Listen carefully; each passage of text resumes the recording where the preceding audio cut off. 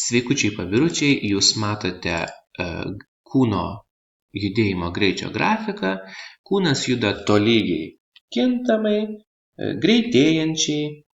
Kūno pradinis greitis V0, galinis greitis V, na ir kūnas greitėjo kažkokį laiko tarpą t minus 0, nes pradinis laiko momentas yra 0 mūsų atveju.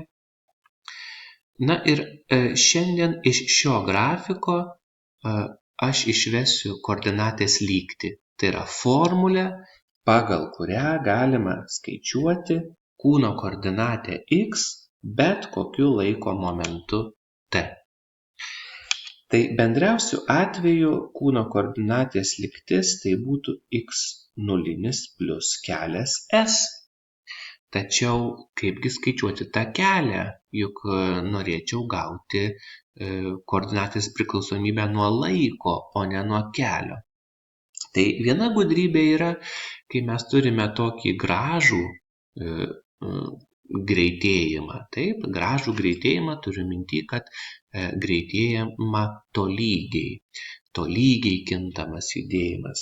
Tai tokiu atveju, kadangi čia yra tiesė, tą kelią galima skaičiuoti kaip šios atkarpos vidurio tašką. Tai yra pradinis greitis plus galinis greitis dalinta iš 2 ir kart laikas. Kitais atvejais, žinoma, mes tokios formulės negalim taikyti, kai greitis kinta netolygiai.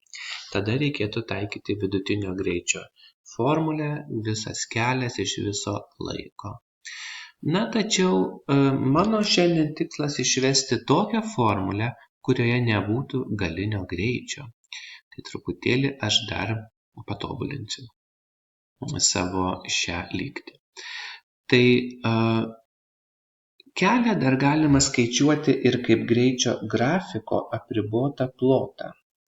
Štai taip.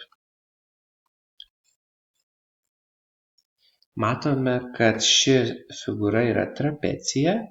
Na, trapecijos formulę daug kam būna sunku atsiminti, todėl galima pasinaudoti tuo, kad čia yra trikampis statusis ir stačiakampis. Tai aš dabar apskaičiuosiu kelią kaip šios figūros plotą. Tai būtų stačiakampio plotas plus stačiojo trikampio plotas. Stačiakampio plotas tai yra V0 kart t. Ne veltui pažymėjau tuos fizikinius dydžius ir matome, kad vienos kraštinės ilgis V0, o kitos kraštinės ilgis t. Na, o trikampio plotas tai būtų statinis kart kitas statinis dalinta iš 2. Tai problema yra su šiuo statiniu. Jis yra V minus V0, na, o kitas statinis tiesiog t. Tai būtų štai tokia išraiška, vienas statinis kart kitas t iš 2. Na ir dabar aš padarysiu tokį dalyką, aš padauginsiu antrosios trupmenos ir skaitiklį, ir vardiklį iš laiko t. Kodėl aš taip keistai padariau? Ogi todėl, kad jūs matote, kad V minus V0 dalintas iš t yra pagreitis.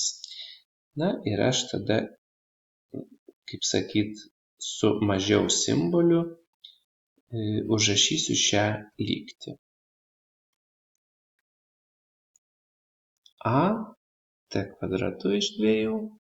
Viskas, tai yra kelio lygtis, jinai yra tolygiai kintamam judėjimui, jinai yra formulinė. Na, o jeigu reikėtų koordinatės lygties, tai tiesiog atsirastų pradinės koordinatės narys. Ir turėtume tada tokią formulę. Jos formulinė nėra, bet jinai labai logiškai išplaukia iš kelio lygties. Taip pat galite naudoti ir šitą formulę viršuje. Tai šiandien buvo tiek. Sėkmės toliau mokantis fizikos.